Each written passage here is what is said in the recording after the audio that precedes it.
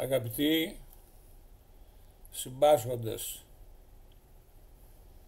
αγαπητοί συνάνθρωποι, το κίνημα Φτωχών Ελλάδος δυστυχώς δεν έχει τη δυνατότητα να μαζέψει τα λεφτά των 20.000 ευρώ που εντελώς με απαράδεκτο τρόπο το Υπουργείο Εσωτερικών επέβαλε με νέο νόμο για να μπορέσει να κατέβει στις ευρωεκλογές. Έχουμε βγάλει ανάλογες ανακοινώσεις. Θεωρούμε επικώς απαράδεκτο το ότι κάποιος για να πάρει μέρος στη διαδικασία τη νόμιμη, τη δημοκρατική του εκλέγει και εκλέγεστε, πρέπει να πληρώσει ένα ποσό στην είσοδο. Ντροπή για αυτούς που το εμπνεύστηκαν. Και ξέρουμε πολύ καλά ποιος είναι και θα το πούμε ονομαστικά. Υπάλληλος του Υπουργείου Εσωτερικών, Δρυμνιώτης, τόσα χρόνια ο εμπνευστής και ο αναλυτής όλων των υποθέσεων. Φτάνει πια. Πήγαινε αγαπητέ μου και άραξε στο σπίτι σου. Περάσε και τα χρόνια. Τι κατάλαβες τώρα που δεν μπορέσανε όλοι οι φίλοι του κινήματος να ψηφίσουν το κίνημα? Απευθύνουμε και σε όλα τα άλλα τα μικρά κόμματα, τα λεγόμενα, τα οποία βρήκαν το ποσόν αυτό. Με ποιο τρόπο δεν θα το εξετάσουμε εμείς. Τι κατορθώσανε? Παντελώς τίποτα. Κανείς δεν βγήκε εκτός από μας δημόσια να καταγγείλει αυτό το απαράδεκτο, αντιδημοκρατικό έως αντισυνταγματικό και φασιστικό παράβολο των 20.000 δραχμών.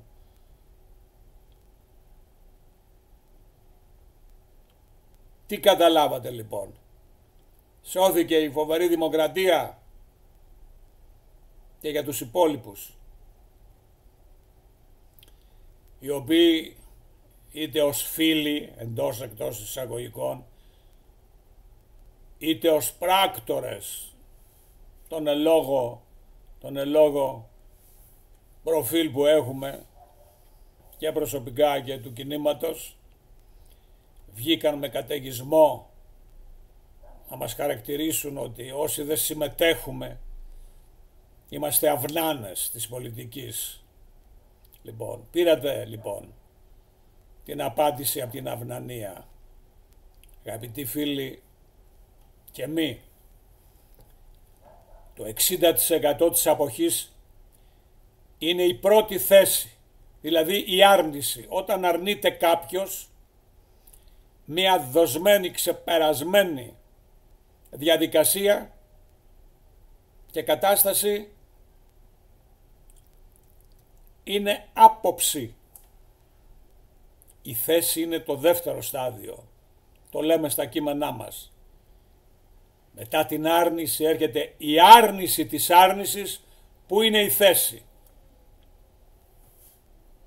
Και αυτή την θέση θέλουμε να υποστηρίξουμε στις επόμενες εκλογές και πιστεύω αυτά τα πρόσωπα που ήδη εμπνεύστηκαν στο Υπουργείο Εσωτερικών και ευχόμαστε σύντομα και η κυρία Κεραμέως με τον ανασχηματισμό και ο εμπνευστής της, ο Δρυμνιώτης, να πάνε σπίτια τους.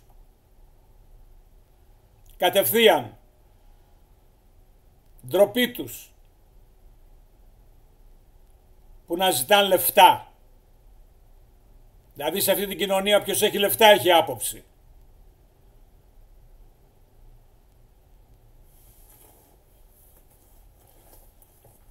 Πήρατε λοιπόν την απάντηση. Τρίζει στη θέμελα η Νέα Δημοκρατία. Τρίζει στη θέμελα το Πασόκ. Τρίζει και ο ΣΥΡΙΖΑ του Κασελάκη, ο οποίος, αν έχεις το Θεό σου, να δώσουμε ένα βραβείο έμπνευσης σε αυτόν που είχε την φοβερή ιδέα, την επικοινωνιακή ιδέα, ότι βάζει έναν αρχηγό και πάει σε ένα φρεζαρισμένο αμπέλι και μέσα στο φρεζαρισμένο χώμα φυτεύει ένα σπόρο μυγδαλιάς. Πού να μεγαλώσει η μυγδαλιά βρε? Στο μεσοδιάστημα που είναι οι δύο σειρές που για όσους δεν ξέρουν είναι το σύστημα παλμέτα στα αμπέλια, παλουκωμένο με σύρματα, να φυτρώσει αμυγδαλιά και λέει εμείς βάλαμε το σπόρο να βγει αμυγδαλιά, μην μπορεί να φρεζάρει ο αγρότης, ο αμπελουργός.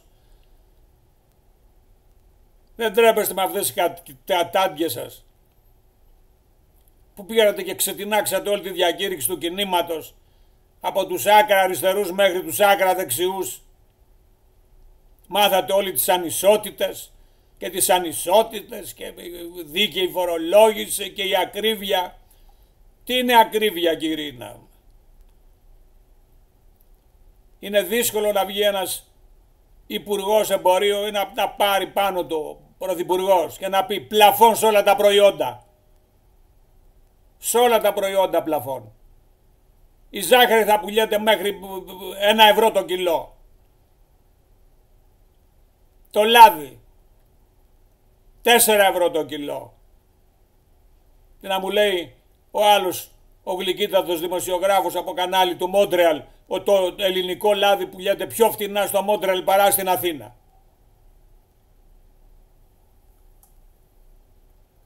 Βγήκαν όλα οι πατριώτες και πατριώτες και πατριώτες, αγαπητοί πατριώτες, που μας κάναν προτάσεις να κάνουμε συνεργασίες με όλα τα πατριωτικά κινήματα πια.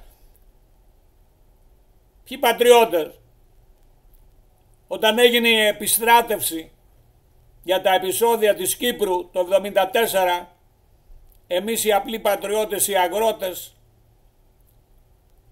είμαστε στη Θεσσαλονίκη και περιμέναμε να πιούμε ένα καφέ στον Τορέ για να πάμε στην Καλαμαριά για να επιστρατευτούμε, για να μας στείλουν στον Εύρο. Και στα διπλανά τραπέζια ήταν τα παιδιά όλων των πατριωτών τότε της εκεί κατάστασης, με τα εισιτήρια για Λονδίνο και Βρυξέλλες και Γαλλία. Αυτοί είναι οι πατριώτες. Ποιοι πατριώτες? Πού είναι η πατρίδα, πατριώτες? Όταν μια χώρα χρωστάει 500 δις και βάλε, δεν έχει εθνική ανεξαρτησία. Αφήστε το παραμύθι τώρα.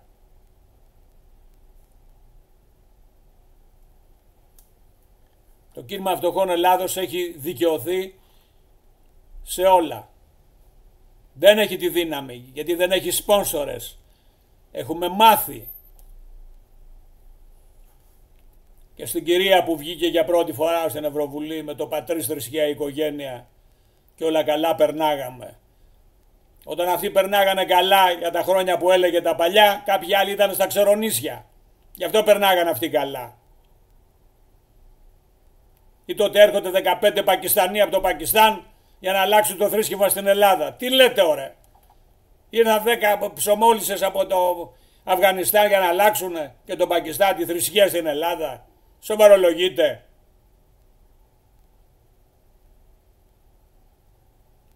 Είμαστε εκνευρισμένοι. Και για τον πολιτικό καύσωνα αλλά και για τον καιρικό καύσωνα. Αυτά εμπρότης. Περιμένουμε εμείς, που μόνο εμείς καταγγείλαμε δημόσια και ευχαριστούμε το εν λόγω κανάλι που μας έβγαζε σε αντιπαράθεση με τον εμπνευστή του παραβόλου. Και ναι, δεν είχαμε δικαίωμα να μην βγούμε, να βγούμε βέβαια. Για να τα πούμε, διότι φοβόμαστε που φάμε και καμιά μήνυση και δεν έχουμε να πληρώσουμε δικηγόρο.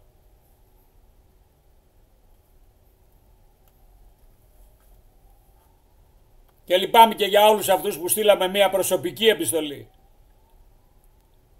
Για κοινωνικές δυνάμεις, επαγγελματικές δυνάμεις, σε προσωπικό επίπεδο που ξεκίνησαν από πολύ χαμηλά στρώματα και αυτή τη στιγμή διαπρέπουν και κοινωνικά και οικονομικά. Ούτε ένα ευρώ στείλανε. Δεν λέμε για την κυρία ποιος έχει σπόνσορα. Αυτή την ομορφούλα από τη Θράκη. Ενώ δεν είναι ακροδεξιά, είναι με τη Μελώνη. Παίζουμε με τις λέξεις τώρα. Δεν είναι το κίνημα ανθρωποκεντρικό. Μαγαζάκια είναι όλα. Κυριάκο, Βελόπουλε. Όχι Μητσοτάκη. Άστον αυτόν. Δηλαδή τι είναι? Η ταμπέλα είναι το μαγαζί Ελληνική Λύση, αλλά και το όνομα φαρδιπλατή. Κυριάκος Βελόπουλος. Γιατί υπάρχει και Ελληνική Λύση Παύλος Κοντογιαννίδης, Γρηγόρης Παπαδόπουλος. Μία είναι η Ελληνική Λύση. Το όνομά σου το δες από κάτω. Πόσα και φωτογραφία, πόσα τέτοια κόμματα. Πλεύση Ελευθερίας Ζωή Κωνσταντοπούλου. Γιατί υπάρχει και Πλεύση Ελευθερίας Μαρίνα Καπετανάκη. Ένωση Κεντρών Λεβέντης. Μπράβο ρε Λεβέντη μου.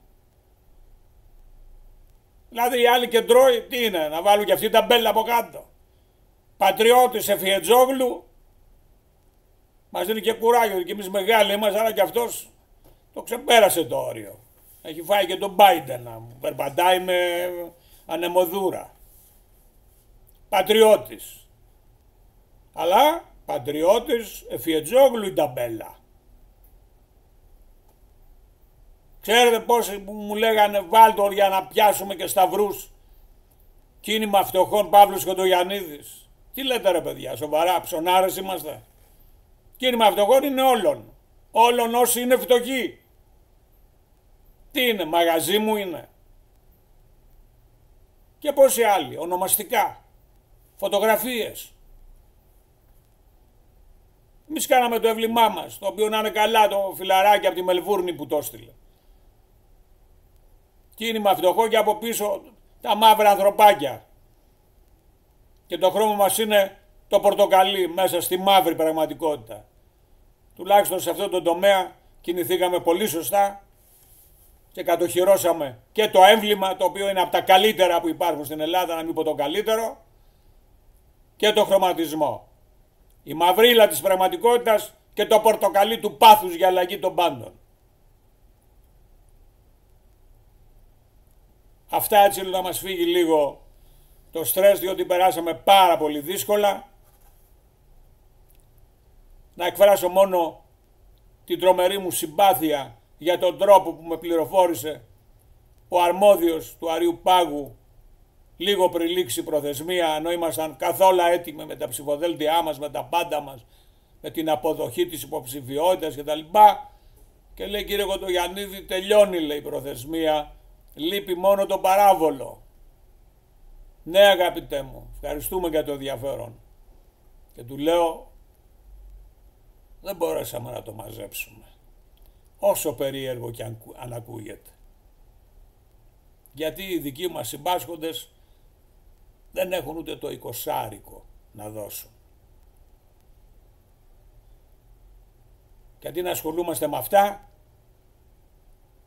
καθόμαστε να καμαρώνουμε τον Μητσοτάκη που πάει στα αποσυνδόνια των εφοπλιστών να πει είμαστε ιδιαίτερα ευτυχείς διότι η ελληνική ακτοπλοεία είναι πρώτη στον κόσμο.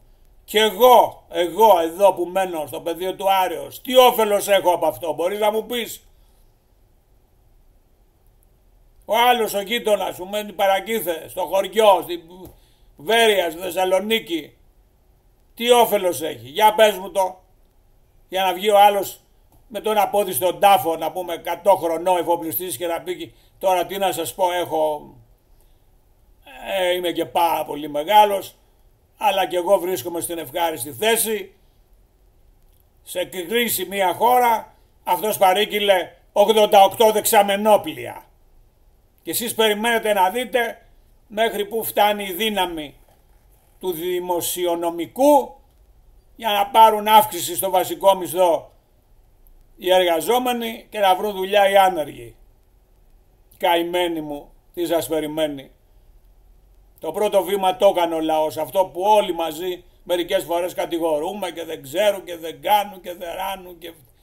Τι να κάνει και αυτός ο λαός από το πρωί ως το βράδυ όταν ακούει αυτούς και τους ίδιους? Ο κόσμος καίγεται και τα κανάλια μη πω τι. Και η πούλη μας χτενίζεται λένε στο χωριό μου. Αυτά σε πρώτη φάση. Και να κλείσουμε με ένα χαμόγελο αισιοδοξίας. Κουράγιο αδέρφια. Την επόμενη φορά θα υπάρξει μια άλλη καινούρια δύναμη. Μια δύναμη που αυτοδίκαια θα ξεπηδήσει μέσα από τις ανάγκες των πολλών. Των πολλών. Δεν είναι δικά μας νούμερα, τα έχουμε πει 1002 φορές.